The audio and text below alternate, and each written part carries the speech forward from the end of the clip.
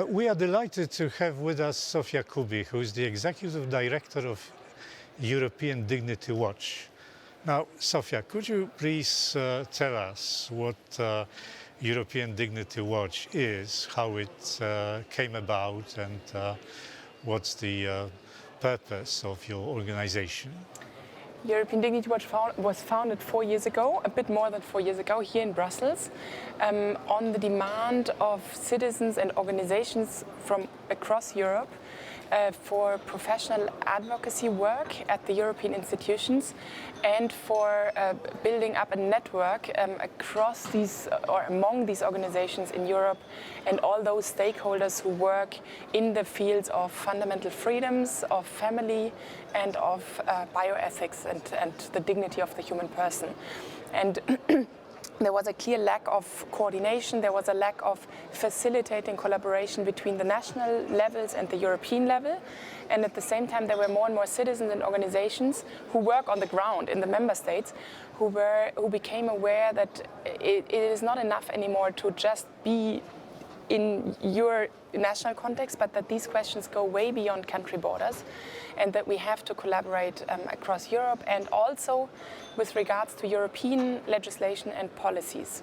So that's the founding, let's say, inspiration of European Dignity Watch, because prior to 2010 there was no such organization. For example, organizations who wanted to find out about a European piece of legislation in that field didn't know where to turn to. So at this demand, a group of individuals said, okay, let's do something. And European Dignity Watch was founded and was the response to that. We are talking on the premises of the European Parliament. You've been watching the legislation, the European legislation, for quite some time. The popular perception is that there has been quite a radical shift to the left, ideologically speaking, in the European Union over the last decade or so. Would you agree with that opinion, that what we have been watching is growing pressure of the left-wing ideology in the EU and the European Parliament in particular, directed against family or undermining the classical concept of the family and human relations?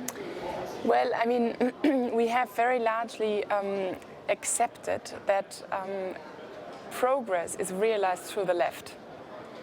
The left claims a quasi-monopoly on progress, and the right has largely accepted this view and has accepted that progressive policies that advance certain goods in society are made by the left, and that right-wing politics, let's say, are turned backwards. This is, of course, a left narrative of the whole situation. And this frame, as it is set, has been accepted by both sides. I mean, is pushed by the left and has been largely accepted by the right. So I think in that context, it is not surprising that the left can advance their agenda without major obstacles, of course. And this is what we have seen over the last decades, I would say, especially with regards to the most fundamental questions of how we want to live together in society, with most fundamental questions with regards to the human being, what the human being is and how we should live, and how much the state should tell us how to think, how to live, how to act, and how much we can leave this to the responsibility of the citizens. And I think with regards to these debates, there is very largely the left narrative that is widely accepted. And so I think, yes, we can see a shift. We can see clearly that things have just passed parliaments all over Europe, but also the European Parliament, that are actually, when you have a closer look to them, quite radical agendas. And agendas that have as a starting point a certain vision of the human being that does not have to be shared by everyone. And I think that is a vision of the human being that sees progress in a breaking free from everything that from everything that determines us, let's say, from our traditions, from our beliefs, from our morals, from our values, but even from our nature. And I think this vision of this worldview and this vision of the human being is one that is very radical. And because we can ask what remains, right, when we have given up all of this. And I think what remains are hyper-individualized, isolated human beings that have difficulties to find a good way to live together. And I think as long as we accept this vision of the human being, it is quite difficult to say, well, we propose a serious alternative to this. And this would be the task of the right to do this. The right that is actually, that comprises a variety of political views, by the way, especially here in the European Parliament. But this would be really their task to say, well, we have an alternative to propose, and actually an alternative that is much healthier and that really has as objective coexistence, a peaceful and just coexistence among responsible citizens. Could you please exemplify these developments in the European Union, and particularly in the European Parliament? I mean, how does this left narrative, which you mentioned, affect what we've been doing? I mean, I can give you a very recent example that I think became quite well known all over Europe, which was the so-called Estrela report last December. 2013, so just a month ago. It was a report on sexual and reproductive health and rights. It was an own initiative report, not even a legislative proposal, but it contained a very radical view of the human being in the end. And this is something that typically passed the last years and decades without major resistance. It just passed Parliament. Now, what has changed now, we have had a look at it and actually saw that this is really a radical agenda that is proposed here, and that it is actually not giving what it promises. Namely, it promises health to women, and what it gives is abortion. It promises an improvement of women who are in difficulties, and what it gives is a separation of parents and children, for example, a very radical one in the field of education, and especially sexual education. It promises the promotion of a good of society, and what it gives is, for example, also a limitation of freedom of conscience for doctors who do not want to assist in unethical practices. So what we see here is that it promises, of course, good things. Who could be against health? Nobody's against health. We are all for sexual and reproductive health, of course. But what it gives is something different. It is a very narrow, let's say, view of women. It is one that does not respect the dignity of women, and it is one that actually does not give answers to health problems or to what women really need when they are in difficulties. And so I think that is a very typical example. It is something that a minority wants to, that expresses values of a minority here. But it is certainly not something that a majority of women and parents and families want. And so when this was made known, actually the content of that report, we saw that without great effort, many thousands and thousands of citizens in Europe actually got up and mobilized themselves to write to their parliamentarians and to speak out and to say, we do not want this, we want something better. We want something that really responds to the needs of the needs of parents, of families, of women, and so it was blocked. It was stopped, and it was quite a interesting way how it went, because it of course didn't go without huge debates and without huge controversy, and it was once referred back to committee, and then it came back to plenary, and it was with a very small margin. An alternative, very good alternative resolution proposed by the ECR and the EPP was adopted. And so the original report was rejected. This was a very small margin, so we see that we had hundreds and thousands of citizens actually who raised their voice, and yet in plenary it was still a very small margin. So we see that there is a problem of representation, and that this voice has to be heard more, that also here in Parliament this voice really needs to be respected. But it's also a good sign that actually, citizens managed to raise their voice in a way that it was rejected in the end. So that is an example of how certain minority values are tried to be imposed, who do not give answers to the real problems of citizens today in Europe. And for the first time in many years, we managed to actually block this and to say, well, actually, this is not a response to the problems we face. But I would say that what we have been doing here in this left-wing narrative is not just an eccentricity of this chamber, but it also reflects deeper trends in Europe nowadays, not only in Europe, but in the entire Western world. Now, you come from Germany, and recently you introduced, in Germany, the German institutions and the parliament introduced the third gender, right, or third sex, third gender, right, into the law. I mean, that is a revolution and a change which seems extremely dangerous, and probably it's the first step, and the next will follow.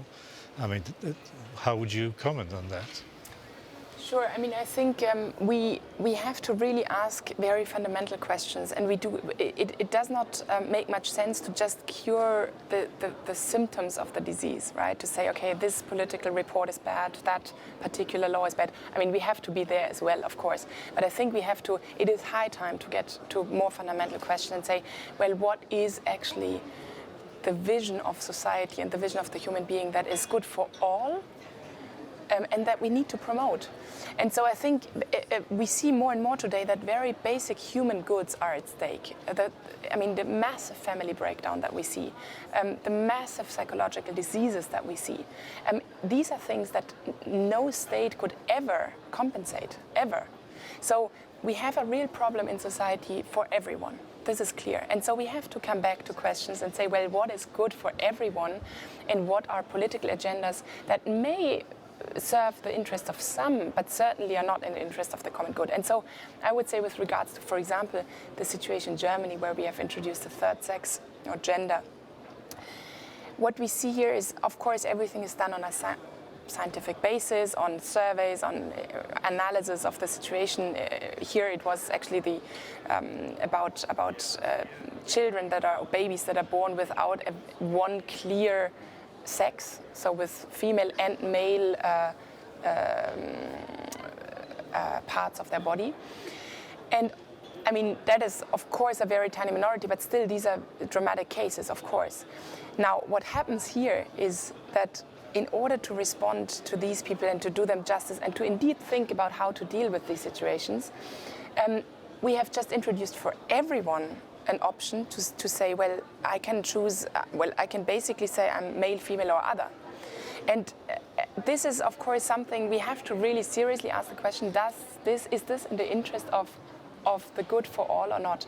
And I think if we see that it really comes down to an anthropological question, to what is the human being and what deserves to be protected.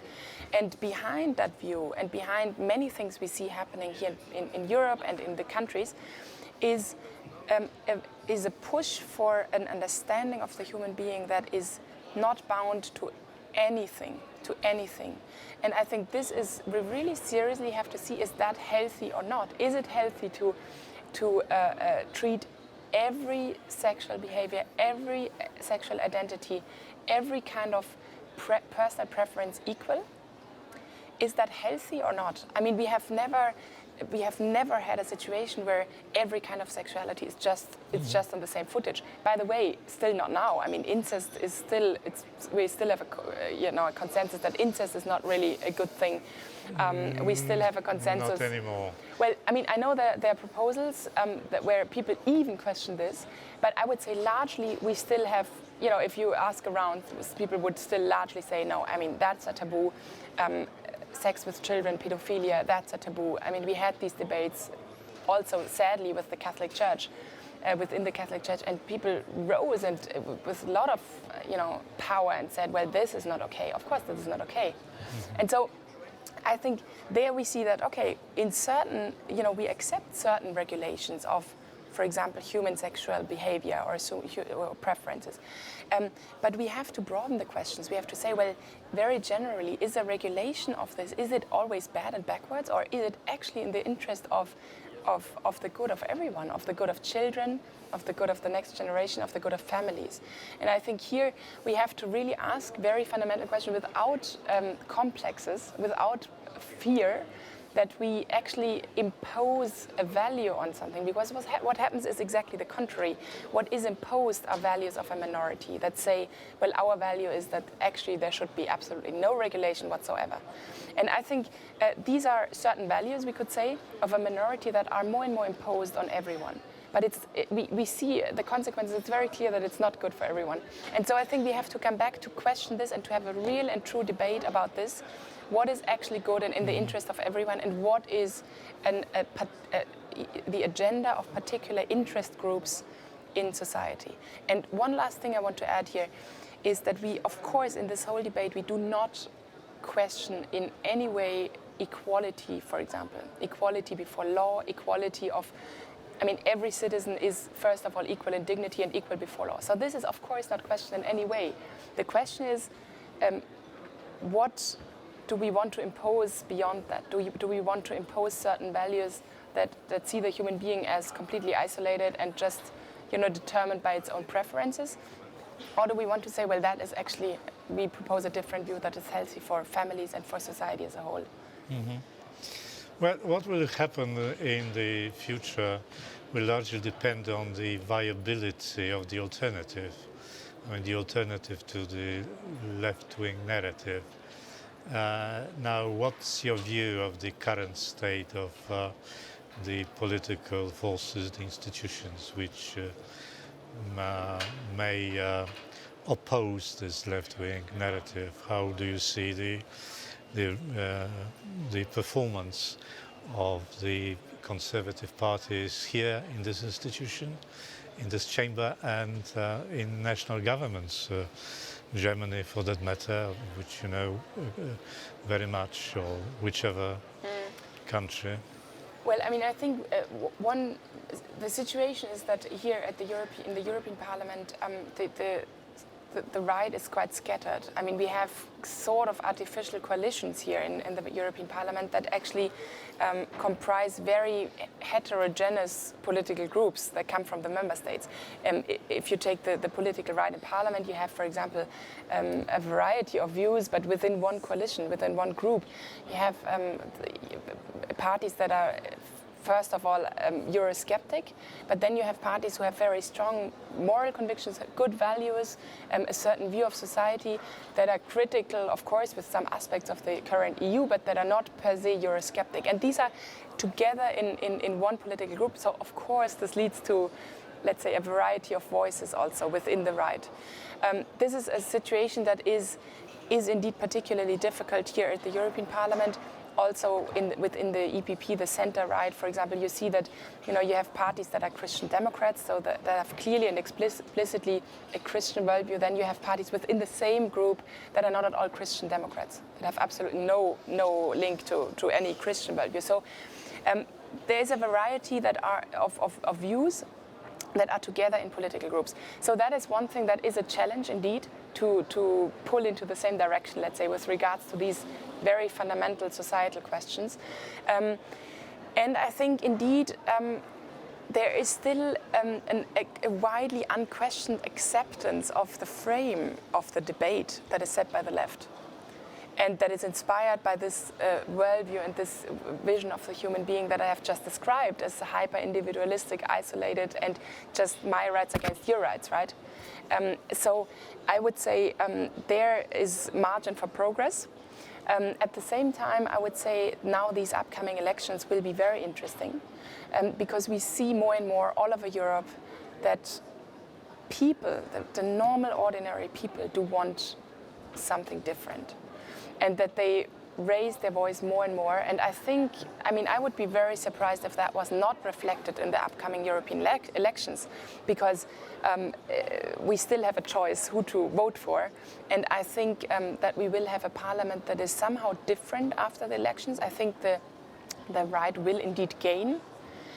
Probably also the left, especially in Southern Europe, but we will have certainly a debate that is stronger because it's inspired by stronger views on both sides. And I think this is indeed what is needed. We need a debate about these fundamental questions of society. And so I'm actually quite hopeful that this debate will be more alive after the elections than it is currently now. And also, you know, I think everyone realizes also here at the European Parliament that what happens in all over Europe, that actually citizens stand up and raise their voice, that what they didn't do before, needs to be also reflected and represented here in Parliament. And so I'm quite hopeful that we will have interesting debates, and we will hopefully get back to discuss the premises, the predominantly important questions, the starting points of our laws and of our reports and of everything we produce afterwards. And I'm hopeful that this will happen with the upcoming elections. Yes. Mm-hmm. Well, actually, I think that more or less exhausts what I wanted you to tell us, except probably. There is a story very interesting, which you shared with me a while ago, about what gender ideology may lead to, giving the example of two German universities. We are in Poland, we are in the middle of the debate about gender, and some people are doubtful, saying, well, it's just a question of equality. What's the big deal about gender?